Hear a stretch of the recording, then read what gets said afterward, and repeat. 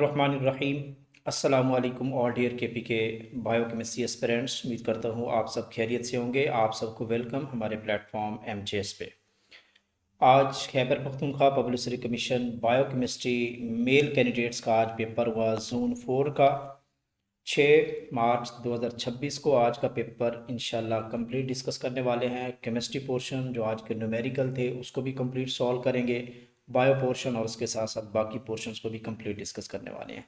Definitely ये different sources से जो हमें स्टूडेंट्स क्वेश्चन शेयर करते हैं, कभी कोई टूटी फूटी स्टेटमेंट होती है, कभी ऑप्शंस कंप्लीट नहीं होते, तो दैट्स वाई हम आप लोगों से रिक्वेस्ट कर रहे होते हैं कि आप लोग एक दो मरतबा ज़रूर इसको अच्छे तरीके से देख लिया करें और कमेंट सेक्शन में जहाँ पे भी आपको लगता है कि इसमें अमेंडमेंट हो सकती है स्टेटमेंट में या ऑप्शन में, तो ज़रूर मेंशन किया करें ताकि हम उसको वहाँ से क्वेश्चंस को जो है ना वो पिक करके आप लोगों को अथेंटिक पीडीएफ प्रोवाइड भी कर सकें। और इसके साथ साथ जोन 1, 2, 3 की कंप्लीट जो पेपर हमने सॉल्व किया उसकी कंप्लीट अथेंटिक पीडीएफ वो हम अपने ऑफिशियल फेसबुक पेज पे भी अपलोड कर चुके हैं। और इसके साथ साथ अगर आप लोग zone 1, zone 2, zone 3 male candidates के पेपर की कंप्लीट डिस्कशन वॉच करना चाहते हैं तो हमारी यूट्यूब चैनल की प्ले लिस्ट में जाएँ। ये प्ले लिस्ट है, इसमें खैबर पख्तूनख्वा KPPSC केमिस्ट्री पास पेपर के नाम से हमने ये प्ले लिस्ट बनाई हुई है। इसमें जाके आप कंप्लीट जो है वो प्रीवियस पास पेपर्स की डिस्कशन भी वॉच कर सकते हैं। तो स्टार्ट करते हैं आज की डिस्कशन। वेरी अनलकीली आप कह सकते हैं कि बायो एस्पिरेंट्स के लिए वाकई केमिस्ट्री का पोर्शन टफ था, जिस तरह के वो न्यूमेरिकल टाइप के क्वेश्चन दे रहे हैं। तो ये एक अनजस्टिस आप कह सकते हैं। बहरहाल ये हाई लेवल का पेपर नहीं है, BS लेवल का नहीं है, FSC लेवल का ही है, ज़्यादा एडवांस नहीं है एक दो क्वेश्चन के अलावा। Hope for the best. Start करते हैं आज की डिस्कशन। क्वेश्चन नंबर 1 है, ये क्वेश्चन था the conjugate base of hydroxyl ion. याद रखिएगा किसी भी स्पीशीज़ की कॉन्जुगेट बेस कब बनाई जाती है, आप वहाँ से प्रोटॉन को, जो भी स्पीशीज़ प्रोटॉन को डोनेट कर देती है, आफ्टर डोनेशन जो स्पीशीज बनती है वो उसकी कॉन्जुगेट बेस होती है। तो OH आयन है, जैसे ये आपका प्रोटॉन डोनेट करेगा तो प्रोटॉन डोनेट करने के बाद ये ऑक्साइड आयन 2 नेगेटिव बनेगा। तो this is the conjugate base of hydroxyl ion.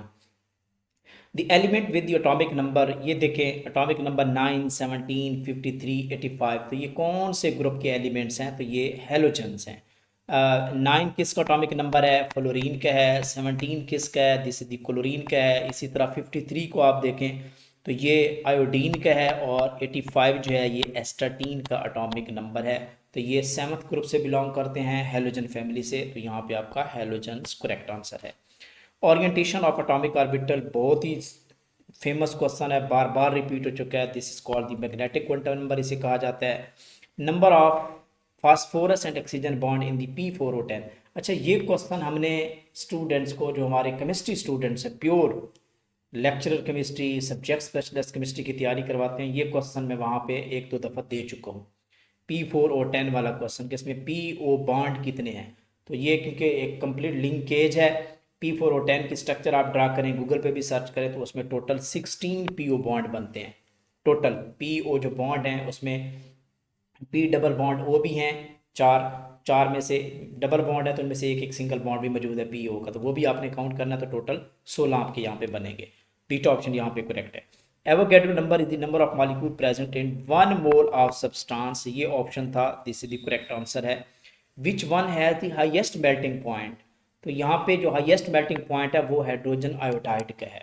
ठीक है, इन केस ऑफ बिकॉज इनके इसमें आयोडी जो इलेक्ट्रोनेगेटिव आयन है, इनाइनिक इसमें मौजूद है आयोडाइड आयन, तो उसका साइज ग्रेटर होने की वजह से वंडर वाल फोर्स स्ट्रांग हो जाती हैं। दैट्स वाई इनके मेल्टिंग पॉइंट यहाँ पे ग्रेटर होते हैं। तो ये आंसर इसका करेक्ट है, क्योंकि हाइड्रोजन आयोडाइड की अगर हम मेल्टिंग पॉइंट की बात करें एक्चुअल में, तो इसका होता है -50.8 डिग्री सेंटीग्रेड होता है, जबकि हाइड्रोजन फ्लोराइड की बात करें तो ये -83 पॉइंट ऑलमोस्ट 6 डिग्री होता है। तो माइनस में जितनी बड़ी वैल्यू होती है वो उतनी छोटी वैल्यू होती है, ये नोट कर लें। तो इसलिए हाइड्रोजन आयोडाइड का सबसे ग्रेटर होता है, फिर HF होता है, फिर HCl, फिर Br होता है।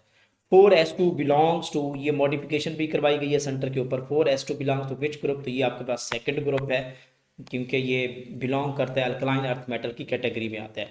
क्वेश्चन नंबर 8 है, ये टिपिकल क्वेश्चन था, ज़्यादा टिपिकल नहीं है, बरल सिंपल है। Number of moles in 1 litre of gas having 21% of oxygen. मैं इसको यहाँ पे सॉल्व कर देता हूँ, बहुत ही आसान है। तो सबसे पहले तो आपने number of moles find out करने हैं ना, लेकिन वॉल्यूम यहाँ पे गिवन है, तो हमने मोल वॉल्यूम का रिलेशनशिप आपको पढ़ाया होगा अगर हमारे स्टूडेंट्स हैं। तो number of moles find out करें तो हमें पता है कि 22.414 एट एस टी पी, तो ये किसके इक्वल होता है, 1 मोल के इक्वल होता है। अगर ये 1 लीटर होगा तो ये किसके इक्वल होगा, 1/22.414 के इक्वल होगा। यही पूछा गया, 1 लीटर गैस में कितने मोल्स होंगे, 1 को आपने 22.414 पे डिवाइड करेंगे। जैसे ही आप इसको डिवाइड करेंगे तो आपका जो मोल्स आएंगे वो आएंगे 0.0446 मोल। ये आपके मोल्स आ चुके हैं। बस ये चीज़ आपने फाइंड आउट करनी थी, लेकिन आपने having the 21% of oxygen, oxygen का 21% आपने फाइंड आउट करना है। तो 21% मीन 21 डिवाइडेड बाय 100 मल्टीप्लाई आपने इन मोल्स को 446 को मल्टीप्लाई कर देना है। जैसे ही आप मल्टीप्लाई करेंगे तो आपका आंसर बनता है 0.00936 बनता है। इसको राउंड ऑफ करें तो ये बनेगा 0.01 आ जाएगा।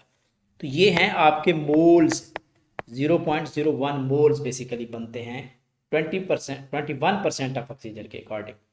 लेकिन यहाँ पे जो आंसर थे वो परसेंटेज में थे, तो आपने परसेंटेज काउंट आउट करनी है। तो 0.01 की परसेंटेज कितनी बनती है, 1% के इक्वल होते हैं। ठीक है, तो यहाँ पे आपका आंसर जो था वो 1% था। इसी तरह ये कम्प्लेक्स बेसिकली है, ये एडिशनल पार्ट है। वैसे तो हम ये करवाते रहते हैं, लेकिन ये एडिशनल पार्ट था, ये भी इतना टफ नहीं है। बहरहाल नेक्स्ट क्वेश्चन है, ये भी केमिकल इक्विलिब्रियम में हमने स्टूडेंट्स को अच्छी कैलकुलेशन करवाई है डिग्री ऑफ डिसोसिएशन के हवाले से। हाँ, ये आप कह सकते हैं कि ये एफएससी लेवल का क्वेश्चन नहीं है, ये बीएससी लेवल का क्वेश्चन है, क्वेश्चन नंबर 9 आपका। बहरहाल हमने अपने स्टूडेंट्स को ये चीज़ें करवाई हुई है। 0.1 मोलर वीक एसिड है भी वीक एसिड। जब भी वीक एसिड आता है तो उसमें डिग्री ऑफ डिसोसिएशन को देखा जाता है, मैंने आपको बार बार बताया है।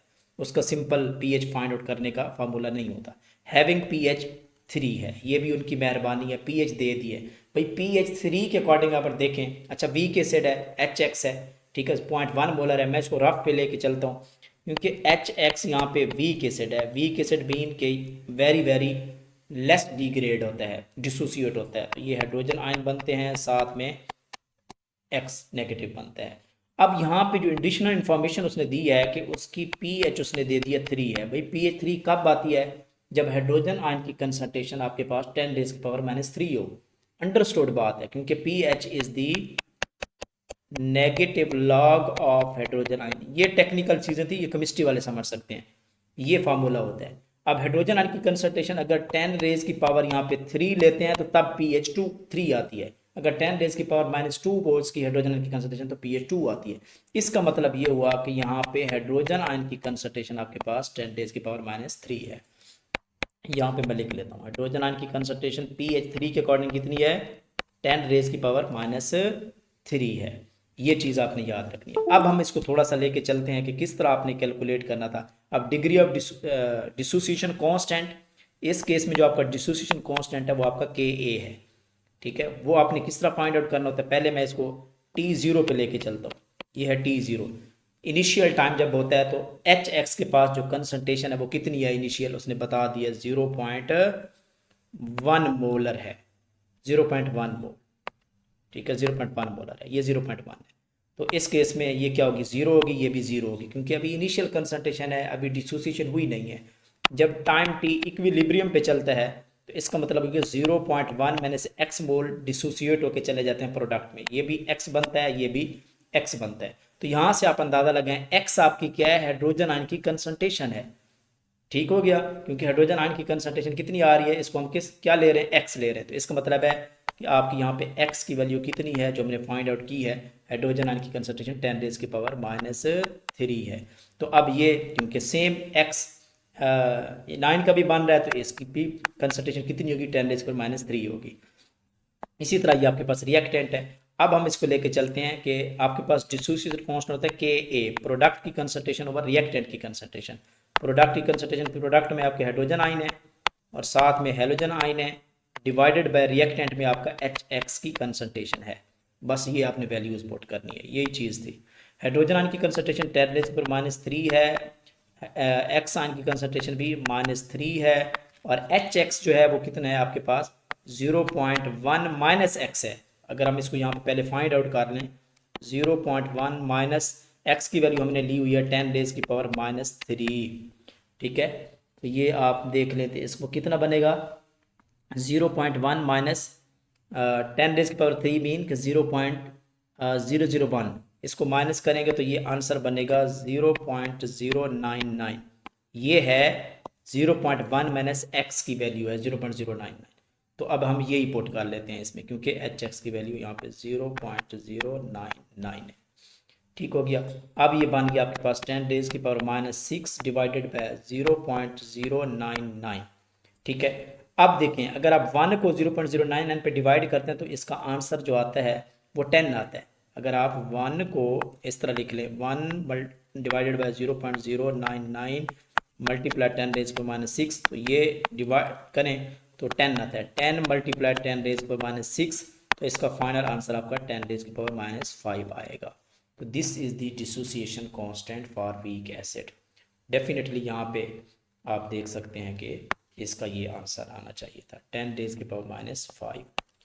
ये कैलकुलेशन थी, ये कम्प्लेक्स तो है लेकिन केमिस्ट्री एस्पिरेंट्स के लिए नहीं होनी चाहिए, क्योंकि इस तरह के न्यूमेरिकल की मैं बार बार प्रैक्टिस करवा चुका हूँ डिग्री ऑफ डिसोसिएशन के केस में।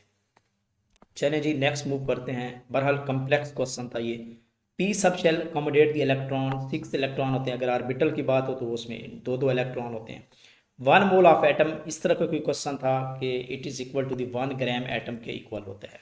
इसी तरह एक क्वेश्चन था group of element having the electronic configuration, यहाँ पे गिवन थी। ठीक है, और ये कौन से ग्रुप से बिलोंग करते हैं, तो यहाँ पे देखें 2 इलेक्ट्रॉन, 2 और 2 4 और 6 10 12 और 6 18, 2 20 और 3 23। तो 23 atomic number, 23 electron mean 23 atomic number, 23 electron किसका है, वेनेडियम का है। वेनेडियम पीरियोडिक टेबल में जाके देखें तो ये किससे 5वें बी ग्रुप से बिलोंग करता है। वेनेडियम 5th बी ग्रुप से बिलोंग करता है।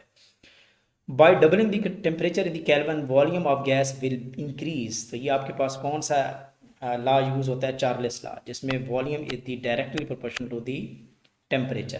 तो जितना टेम्परेचर इंक्रीज होगा उतना ही वॉल्यूम इंक्रीज होगा। तो यहाँ पे आप टेम्परेचर डबल कर रहे हैं तो वॉल्यूम भी डबल होगा, मतलब 2 टाइम इंक्रीज होगा चार्ल्स लॉ के अकॉर्डिंग। लास्ट क्वेश्चन 14 है, what will be the molecular weight of gas. ये देखें, ये भी न्यूमेरिकल टाइप का है। अब ये भी स्टूडेंट्स के लिए, बायो एस्पिरेंट्स के लिए टफ है, लेकिन हम इसकी भी प्रैक्टिस करवा चुके हैं। अगर आप हमारे सेशन में थे, तैयारी की है, तो मैंने बाकायदा इस तरह की प्रैक्टिस करवाई है। ग्राम्स लॉ ऑफ डिफ्यूजन की calculation, molecular weight of gas आपने बताना है, जबकि rate is 4 time that of oxygen.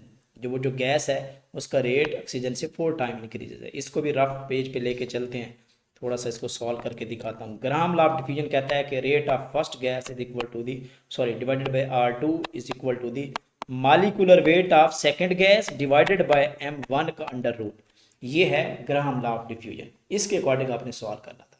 अब वो जो फर्स्ट गैस है, ठीक है, उसको आप ओके। अब यहाँ पे देखें तो जो फर्स्ट गैस है आपके पास, उसको हम ले लेते हैं। यहाँ पे उसने रेट ऑफ फर्स्ट गैस उसने बताया है कि वो 4 टाइम दैट ऑफ ऑक्सीजन है। 4 टाइम मीन ये हो गया 4 टाइम। और यहाँ पे हम लिख लेते हैं किसका, R2 ऑक्सीजन का, इसको 1 ले लेते हैं क्योंकि उस ऑक्सीजन से 4 टाइम इंक्रीज होता है, इसको 1 कंसिडर कर लेते हैं। तो क्योंकि ये फर्स्ट गैस थी पहली जिसको कंपेयर कर रहे थे ऑक्सीजन की, ये ऑक्सीजन का रेट है O2 का, जिसमें पहले वाली गैस 4 टाइम इंक्रीज है। और मॉलिक्यूलर वेट M2, अब हम इसको ऑक्सीजन को ले लेंगे क्योंकि हमने R2 ऑक्सीजन का लिया, तो M2 अब आपको ये ऑक्सीजन का होगा। तो ऑक्सीजन का मॉलिक्यूलर वेट कितना होता है, एक ऑक्सीजन में 16, 16 2 32, तो ये 32 डिवाइडेड बाय M1। तो हमने फाइंड आउट करना है बेसिकली M1। तो ये कैसे फाइंड आउट कर सकते हैं, पहले तो अंडर रूट खत्म करेंगे, तो इसका स्केयर लेना पड़ेगा। ये स्केयर ले लें जनाब, तो 4 का स्केयर कितना हो जाएगा, 16 divided by 1 is equal to under root square खत्म हो गया, 32 डिवाइडेड बाय M1 हो गया। अब M1 फाइंड आउट करना है, तो M1 को इधर लेके जाएं, चिल्ला पाई 16 को इधर लेके आए, तो M1 is equal to 32 divided by 16, 16 2 32, तो यहाँ पे 2 आंसर आएगा। 2 ग्राम पर मोल इसका मॉलिक्यूलर वेट होगा, और यकीनन वो हाइड्रोजन गैस होगी। ठीक है, H2 जिसका 2 ग्राम पर मोल होता है। ये इसका आंसर था। डेफिनेटली कम्प्लेक्स पोर्शन है बायो एस्पिरेंट्स के लिए। अब चलते हैं बायोलॉजी की तरफ। बहुत ईजी पोर्शन है, केमिस्ट्री वाले भी कर सकते हैं। Nitrogenous base only found in RNA, this is called uracil कहा जाता है। कैल्विन साइकिल फिक्स क्या करते हैं carbon dioxide. ATP store in the energy, तो हाई फॉस्फेट बॉन्ड्स में इनकी एनर्जी स्टोर होती है। तो वो spherical bacteria they are called, cocci कहा जाता है इनको। एंड प्रोडक्ट ऑफ ग्लाइकोलाइसिस बहुत इंपॉर्टेंट है, रिपीटेड भी है, पायरुवेक एसिड है। अच्छा ये MCQ हमने अपने मॉक टेस्ट में भी दी हुई है। An enzyme speeds up the chemical reaction, basically वो एक्टिवेशन एनर्जी को लो करता है और रिएक्शन को स्पीड अप करता है। The role of the role of RNA is to bring amino acid to ribosome during the protein synthesis। तो यहाँ पे इसका आंसर करेक्ट था। Ribosome function is the, ribosome का मेन फंक्शन प्रोटीन सिंथेसिस करना होता है, ये आंसर था। Helix having the highest number of base pair per turn, तो हिलेक्स की डिफरेंट कैटेगरीज हैं, ए है, डी है, जी है। तो ए जो हिलेक्स है उसमें ऑलमोस्ट कोई 11 मतलब बेस पेयर्स होते हैं पर टर्न में। इसी तरह डी में आपके पास ऑलमोस्ट 10 होते हैं और जी में सबसे ज़्यादा होते हैं जो कि ऑलमोस्ट 12 होते हैं। तो यहाँ पे ये अगर ऑप्शन था जी वाला तो ये आंसर करेक्ट होना चाहिए। क्रॉसिंग ओवर या cross over occurs during the, ये मियोसिस की प्रोफेज 1 में ये क्रॉस ओवर होता है, ये मैकेनिज्म। 25 है an organism having the same to alleles, अगर सेम टू अलील्स हैं तो उनको हम क्या कहते हैं, होमोजाइगस कहा जाता है। अगर डिफरेंट हो तो heterozygous. Enzyme bind to the, enzyme हमेशा इंजाइम जो है वो एक्टिव साइट, सबस्ट्रेट की एक्टिव साइट से बाइंड करता है। बैक्टीरियल सेल वॉल बहुत ही फेमस क्वेश्चन है, सिंपल है, ये पेप्टाइडोग्लाइकेन है, this is the correct answer. अच्छा ये ज़रूरी नहीं है कि यहाँ पे बायो पोर्शन बहुत ईजी है, हो सकता है केमिस्ट्री वालों के लिए भी ये मुश्किल हो, टफ हो सकता है, ठीक है, वाइस वर्सा। उर्दू पोर्शन की तरफ मूव करते हैं। अनादिल जम है अंदलीब की, अनादिल अंदलीब की जम है। उड़ गए हाथ के तोते, उड़ गए तोते हाथ के, तो ये इसमें आपका आंसर आना चाहिए था, तोते। उधार लेना क्या है, दिस इस्तारा है ये। और इसी तरह दश्त सुबस किस नावल है, ये जमीला हाशमी का नावल है, बहुत ही मशहूर ये नावल है। तो ये 4-5, एक और क्वेश्चन मिसिंग है यहाँ पे उर्दू का, अगर आपको याद हो तो ज़रूर मेंशन करें। जीके की तरफ मूव करते हैं। Why in 1937 Muslim League propose the Congress industries, basically वो सेपरेट इलेक्टोरेट चाहते थे। Guardians and custodian of constitution of Pakistan, तो ये सुप्रीम कोर्ट है, ठीक है, इसका डेल्टा ऑप्शन करेक्ट है यहाँ पे। आफ्टर अब्बासी डायनेस्टी के बाद जो रूल्ड आउट किया था वो ओमान एम्पायर आई थी, ठीक है, तो ये इसका जनरल नॉलेज में करेक्ट आंसर है। Quran gives the lesson about, इस तरह का कोई ऑप्शन था, this was the correct, social justice and ethics, तो this is the correct answer है। पेडागोजी की तरफ मूव करते हैं। Blended learning is traditional and online learning, दोनों को ये कवर करती है, traditional as well as online. Learning by doing varies, बहुत ही फेमस MCQ या रिपीटेड है, this is called the pragmatism कहा जाता है इसको, learning by doing, pragmatism. Alpha option यहाँ पे करेक्ट है। इंग्लिश पोर्शन लास्ट पोर्शन है हमारा, नैरेटिव था, चेंज करना था। He said I will arrive tomorrow, जब आपकी रिपोर्टेड स्पीच पास्ट में हो तो फिर आपने रिपोर्टिंग स्पीच में फर्दर आपने चेंजिंग करनी होती हैं। ही सेड दैट, और ये हम पहले भी बता चुके हैं कि आई को आपने फर्स्ट पर्सन को आपने थर्ड पर्सन के अकॉर्डिंग चेंज करना होता है। तो ही सेड दैट ही, और विल को आपने कन्वर्ट करना होता है वुड में, और टुमारो जो है ये द नेक्स्ट डे में कन्वर्ट हो जाता है, तो ये आपका आंसर बनेगा। He said that he would arrive the next day. 39 है द सेंटेंस टू एर इन ह्यूमन, इस तरह का कोई सेंटेंस आप पूछा गया था कि सब्जेक्ट कंप्लीमेंट क्या होता है। सब्जेक्ट कंप्लीमेंट जो डायरेक्ट जेरेंट के साथ को रिप्रेजेंट करे, मतलब सॉरी इन्फिनिट वर्ब को जो है ना वो साथ रिप्रेजेंट करता है। तो ह्यूमन जो है यहाँ पे this is called the subject complement है, यहाँ पे सी ऑप्शन करेक्ट है, human. They met on the bridge, यहाँ पे प्रेपोजिशन यूज होनी थी alpha, on the bridge is the correct answer है। Teacher has given the homework to student, ये वॉइस चेंज करना था, the homework has been given to the student by the teacher, तो ये आंसर था। अच्छा ये एम्बिग्युइटी है इसमें, होल्ड आउट कोई इस तरह का एडियोमेटिक कोई मतलब इसका था, कीप्स या कॉन्टिन्यूज या जो भी ऑप्शन था, यहाँ पे मुझे श्योरिटी नहीं है। इस तरह एक क्वेश्चन फ्रेज से रिलेटेड था, एक जेरेंट से रिलेटेड था, या जेरेंट फ्रेज थी।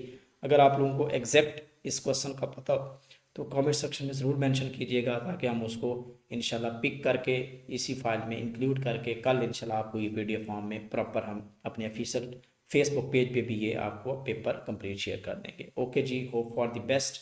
और इंशाल्लाह नेक्स्ट आप लोगों का जो पेपर है वो ज़ोन 5 का और ज़ोन 6 का होगा, मंडे और ट्यूसडे को। तो इंशाल्लाह वो पेपर्स भी आपको हमारे प्लेटफॉर्म एमजीएस प्लेटफॉर्म पे एज सुन एज पॉसिबल आपको हम प्रोवाइड करेंगे। अगर ये वीडियो अच्छी लगी है तो इसको ज़रूर लाइक भी करें, अपने दोस्तों के साथ इसको ज़रूर शेयर करें और चैनल को सब्सक्राइब करना मत भूलिए। Okay ji, best of luck.